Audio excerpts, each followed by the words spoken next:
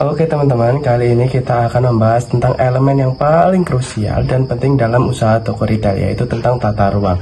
Penataan ruang yang tepat bukan hanya membuat toko retail rapi, tapi juga mempengaruhi atur pelanggan, kenyamanan belanja, hingga peningkatan penjualan. Oke teman-teman, untuk mempersingkat waktu, mari kita langsung bahas ke materi. Yang pertama, tata ruang dalam bisnis retail memiliki peran penting dalam menentukan kenyamanan pelanggan, efektivitas operasional, dan tingkat penjualan. Desain tata ruang yang tetap mampu menciptakan alur belanja yang lebih terarah dapat meningkatkan pengalaman konsumen yang lebih menarik. Dan yang kedua teman-teman, ada tujuan tata ruang. Apa sih sebenarnya tujuan dari tata ruang ini teman-teman?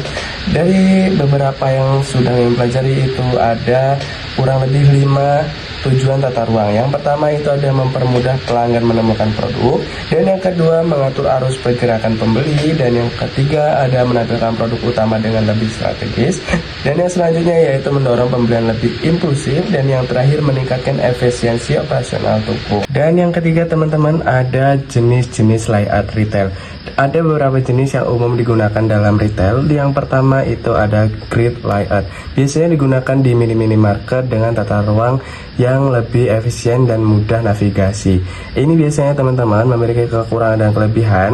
Untuk kelebihannya tersendiri itu pelanggan lebih mudah untuk menemukan barang dan lebih mudah untuk mencari suatu barang. Namun memiliki kekurangan juga, cenderung kurang memiliki pengalaman belanja yang lebih menarik. Dan yang kedua ada free flow layout, yaitu biasanya digunakan untuk butik-butik atau fashion.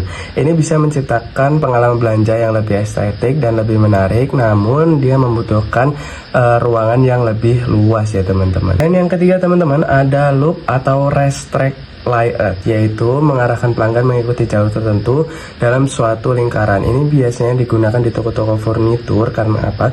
Karena ini bisa menggiring pelanggan itu agar melihat produk kita itu lebih jelas, dan dipaksa untuk pelanggan itu melihat produk-produk kita teman-teman. Dan yang keempat teman-teman, ada spine layout, yaitu terdapat satu jalur utama dengan area display di sampingnya. Spine layout ini cocok banget untuk retail modern. Karena apa? Karena ini bisa mendorong untuk fleksibilitas produk ya teman-teman. Yang keempat, ada area penting dalam tata ruang retail.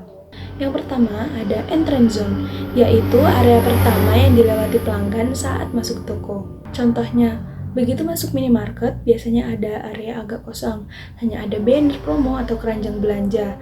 Di sini tidak langsung ada rak penuh supaya pelanggan tidak kaget. Yang kedua ada power wall, yaitu dinding atau area sebelah kanan setelah masuk toko. Contohnya, rak minum dingin, produk diskon, atau produk unggulan UMKM yang langsung terlihat saat pelanggan masuk. Yang ketiga ada display area, yaitu tempat khusus untuk menata dan memajang produk agar terlihat menarik. Contohnya, meja display berisi snack baru, parcel sembako, atau rak khusus produk bestseller. Keempat, ada checkout counter atau area kasir, yaitu tempat pelanggan membayar belanjaan.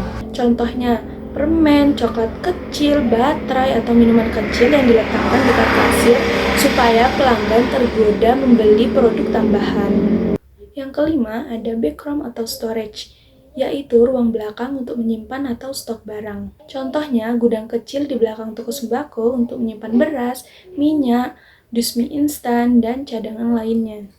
Yang kelima, ada contoh implementasi pada minimarket. Pada minimarket, produk kebutuhan sehari-hari biasanya ditempatkan di bagian belakang untuk mendorong pelanggan melewati lorong-lorong lainnya. Produk kecil seperti snack atau barang impulsif biasanya ditempatkan di dekat kasir untuk memaksimalkan penjualan produk tambahan.